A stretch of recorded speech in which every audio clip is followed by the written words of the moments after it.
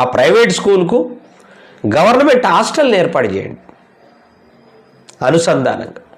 ఆ హాస్టల్లో ఉంటారు ఫ్రీగా, వాళ్ళకు ఫుడ్ అకామిడేషన్ అన్న కల్పియండి.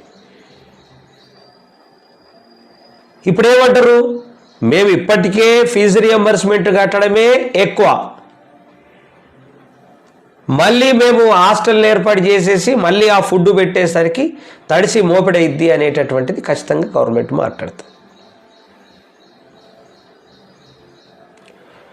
వేల స్కూళ్ళను, ప్రైవేటు స్కూళ్ళను, కాలేజీలను నిర్మాణం చేయించి దాంట్లో ఉన్నారు ఎవరయ్యా అంటే